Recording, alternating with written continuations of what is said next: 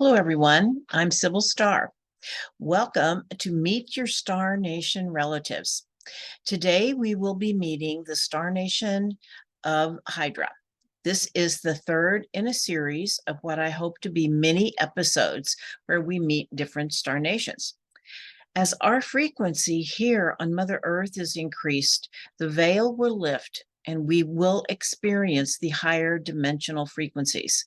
And in this higher vibrational field, we will begin to encounter beings, our Star Nation relatives, who exist in these higher dimensional frequencies. I feel I have been guided to introduce humanity to some of these star nations, for they are our families where we also exist in other dimensions and other realities. I'm not the only one doing this, as it is a huge shift in consciousness that is in process, and many have been assigned this task. It is a part of remembering who we are. As it is said, when we remember who we are, we will remember why we came. I have done episodes on Arcturus and Sirius Star Nation relatives.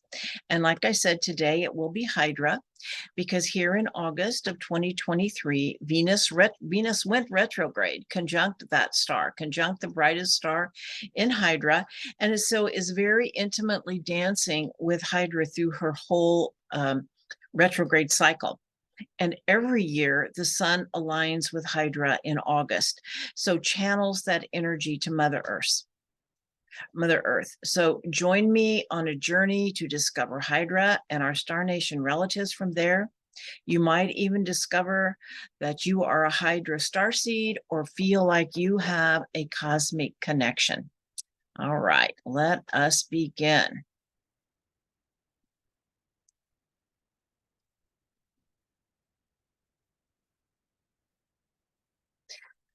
All right, so here we are. Okay, so meet your Star Nation relatives from HYDRA. Okay, so HYDRA is the largest of the 88 constellations. It occupies an area of 100 degrees in the sky. I'm going to pull myself down here so you can see HYDRA. Here she is right here, okay? And there's her head. This is her head right here. She's very long. Like I said, she is over 100 degrees, and her head is located near the constellation of Cancer, and as the tail lies between Centaurus and Libra, okay? In English, the constellation is known as the water snake or the female water snake. Alpha Hydra, also known as Alphard, is its brightest star, and it has an apparent magnitude of 2.0 and is approximately 177 light years distant from the sun. It is the brightest star in the constellation, and it is believed to be around 420 million years old. Okay, the mythology of HYDRA. Let me move myself down here so you can see HYDRA. This is another image of her. Here she is. She's like I said, the longest constellation. And in Greek mythology, the HYDRA constellation is usually associated with the second of Heracles' labors in Greek mythology. HYDRA was a serpent with 9 heads, and one of them was immortal. The celestial Hydra is depicted with only one head, presumably the immortal one. The hero Hercules killed the Hydra and then dipped his arrows into its poisonous blood that then contributed to the demise of Hercules himself. Okay. And sometimes it is taken to represent the water snake from the myth about the crow that tried to trick Apollo by blaming the snake for its tardiness in fetching the god some water. The constellation of Corvus the crow, which is right here, rides on the back of the Hydra, as well as the constellation of the cup or crater is what they call this. Okay, they're both there. So the raven went to fill the cup. Okay. All right. And the constellation of Hydra, the serpent, is also depicted on an ancient stone from the Euphrates of 1200 BC, showing it as the source of the great deep and related to the great dragon Tiamat. Hydra is symbolically the ancient female energy in one of its original forms and has probably occupied the sky for tens of thousands of years. Okay, so here we've got some images here. Here's Eve and the serpent, and here's an image of Tiamat, the great sea goddess and sea serpent. Okay, and here we have the rainbow snake, okay, of the Aboriginal people. All right, so when one comes into creation mythology, there seems to be a consistent myth and consistent lineage that is told time and time again, and that is the serpent lineage. It is the basis for all creation myths. Historically, serpents and snake represent fertility or a creative life force. As the snake sheds their skin through sloughing, they are symbols of rebirth, transformation, immortality, and healing. In the Old Testament, in the Bible, the Garden of Eden and the serpent, who was a feminine force that tempted Eve to eat from the tree of life and the knowledge of good and evil. And at that time, humanity was given free will choice at this time with the potential to awaken. And this is actually an image by William Blake of Eve and the serpent, okay? And the Sumerian creation myth of Tiamat, the primordial goddess of the sea, was associated with the chaos of creation. And we know that all creation comes out of chaos. She was slain by Marduk, and her body, and from her body, the universe was created. That is the myth. Their creation tells of the rainbow serpent and how this was Mother Gaia giving herself to birth all of life. Okay, I'll come up here. All right, in Indian culture, there's many stories depicting the snake as Gaia's life force energy, causing volcanoes and earthquakes. Shiva, the destroyer, has a cobra around his neck, and Kali has snakes around her head. In Egyptian myth, the state of existence before creation was symbolized as Amduat, a many-coiled serpent from which Ra and all of creation arose, returning each night and being reborn every morning. And the I have a hard time saying this, the Ouroboros, which is here, which is an emblematic serpent of ancient Egypt and Greece, represented with its tail in its mouth, continually devouring itself and being reborn from it. A Gnostic and chemical symbol, the Ouroboros expresses the unity of all things, material and spiritual, which never disappear, but perpetually change form in an eternal cycle of destruction. The snake is belly to belly with the earth, and they are guardians and gatekeepers of the underworld, where the essence of Gaia's soul dwells. Okay. All right, and here we have Hydra is called the entwiner, the clinging star, the coil, the strands of DNA, and the Kundalini life force that brings enlightenment when awakened.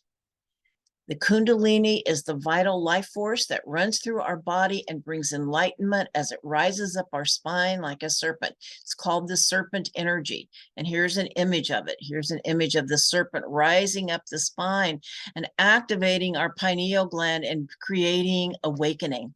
Okay. And the Kundalini activates the divine feminine creatrix, the cosmic womb, the divine fire of creation. It is the power of the divine feminine known as Shakti. Mary Magdalene is associated with Hydra through the Kundalini and sacred sexuality. Mrs. Mary Magdalene right here, or at least one image of her. She was maligned and demonized as a whore and a prostitute and outcasted for this aspect of the divine feminine, for an embodied spirituality. She trained in the temples of Isis, in the sacred marriage of the divine feminine and divine masculine, and with the raising of the Kundalini. She is re-emerging as a divine being as we reclaim the sacredness of our sexuality. There were Egyptian and Indian schools of Kundalini awakening related to the teachings of HYDRA. And the Egyptian gods and royalty wore the uraeus, which is this right here. It is the cobra on the forehead on their crown, which indicated they were enlightened beings that was due to the awakening of their Kundalini. They were awake. Okay. All right. And there is a mythology of serpent people living here. There's a mythology of serpent people living here on Earth. Matias de Stefano, who has recall of lives here on Earth many thousands of years ago, states there are ETs called Sophir, which is this image right here. Okay, the people of the serpent. Matias de Stefano, he's you're not familiar with him. He does a lot of teachings on Gaia. He is a young man who has awakened. Anyway, but he says they are the people of the serpent, and they assisted humanity thousands of years ago. They were beings of great wisdom. He said they were from the Sirius star system, and Sirius is a sister star to HYDRA. Sirius had a galactic university for advanced spiritual studies called mystery schools. Many of their teachings were teachings of the serpent, such as healing, death and resurrection, Kundalini awakening, and oracular skills, opening our oracular skills. These teachings were brought to Earth in Egypt, India, and many other places. There is a strong connection between Sirius and HYDRA.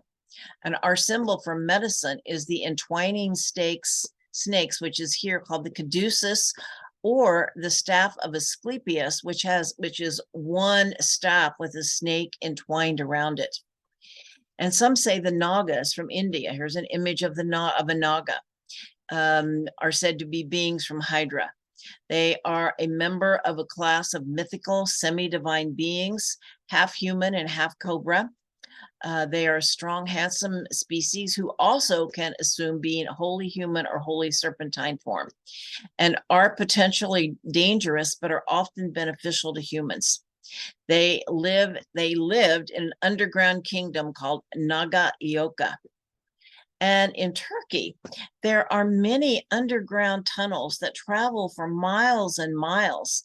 They are said to be ancient, and that humanity did not have the tools to create these structures. I don't even know that we could create them now, that have lasted for many thousands of years.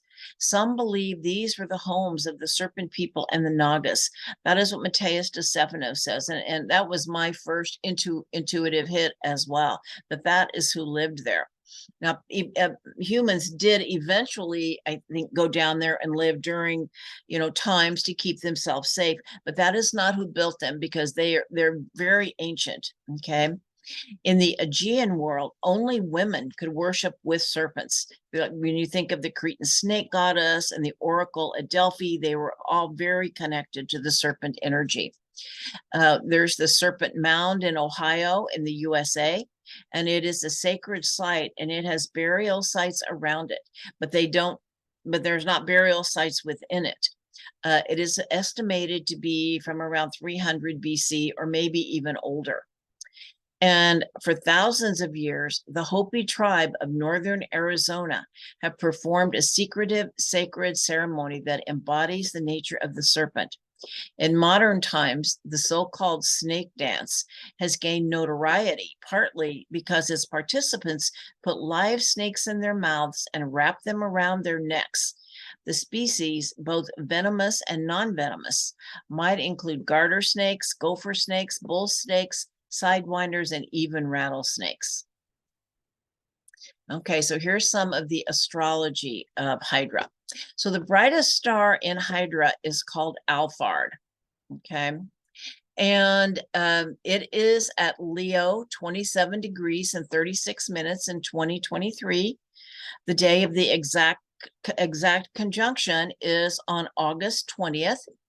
And if you have planets within 2 to 3 degrees of a conjunction in Leo or an opposition in Aquarius, you may be a HYDRA starseed, or you might carry other markings and just really feel connected to Hydra. Okay.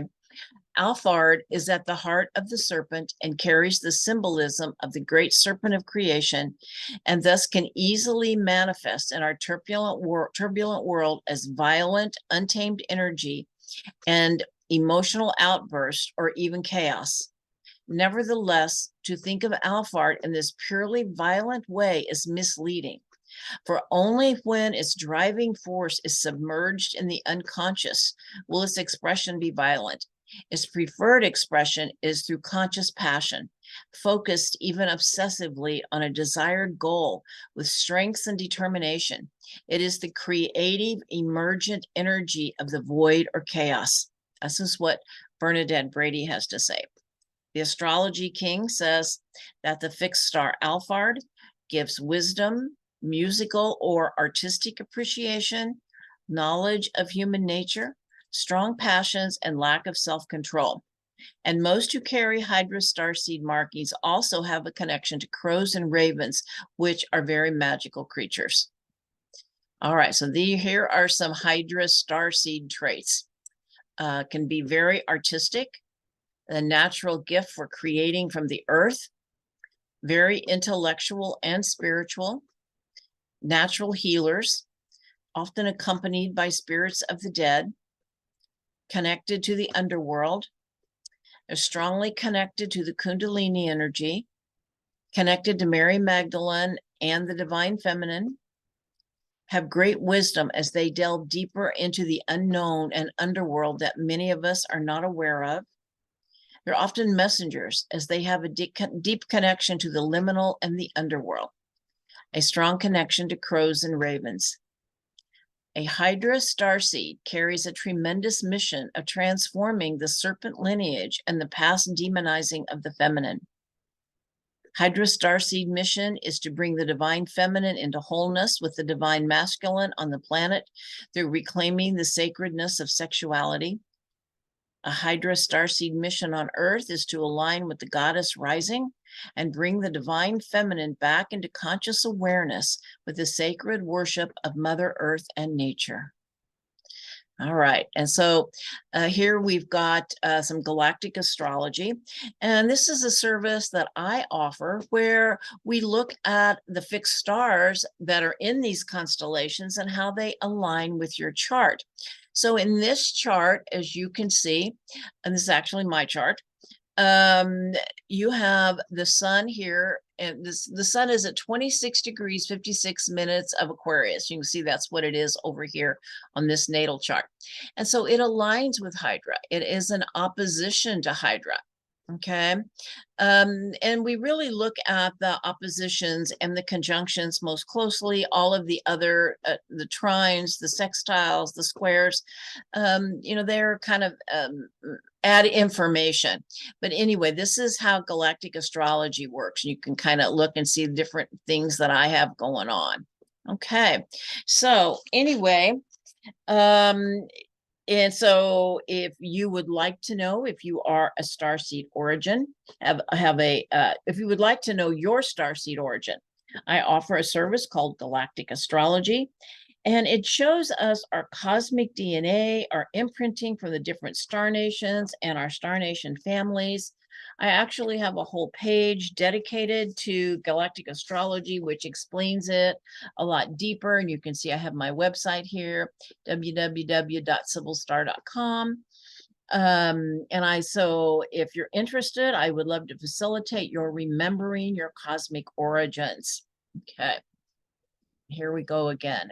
Sibyl Star, Galactic Astrology, www.sybylstar.com. And as I really feel like galactic astrology helps us remember who we are on deeper levels. For me, it answered on a different level that existential question, who am I? And as we remember who we are, we will remember why we came, our soul mission.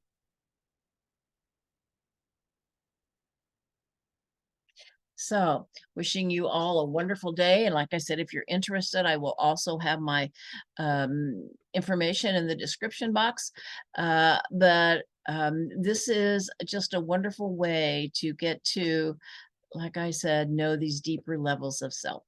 All right, wishing you all a wonderful day, many blessings, and namaste to all of you.